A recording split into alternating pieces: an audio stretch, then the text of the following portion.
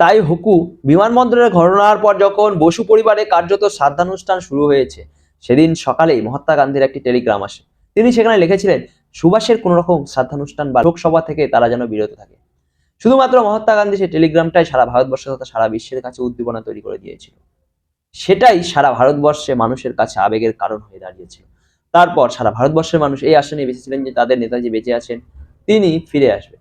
রাহুল গান্ধী কার DNA বহন করেছেন, তিনি বলেছিলেন তিনি খোলা তরোয়াল নিয়ে নেতাজি সুভাষ বোসকে স্বাগত জানাবেন।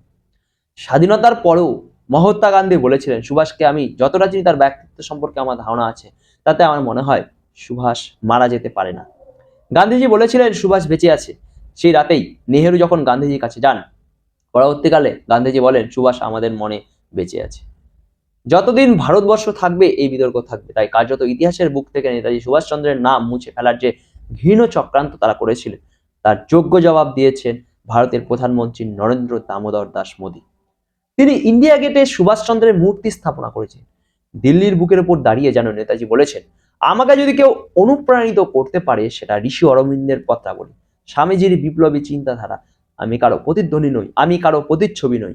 নেতাজি তার কালজয়ী সত্তা নিয়ে দেখান ইন্ডিয়া গেটে তিনি দাঁড়িয়ে আছেন, যেটা কিনা গান্ধী পরিবারের আজ গাত্রদাহের কারণ হয়ে দাঁড়িয়েছে।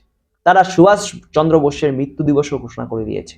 সারা ভারতবর্ষ, সারা পশ্চিমবঙ্গের মানুষ এই ঘটনাকে নিন্দা জানাবে, ধিক্কার জানাবে। এই রাজনীতি করে রাহুল গান্ধীর পূর্বপুরুষও সফল হতে পারেনি, সেও পারবে না।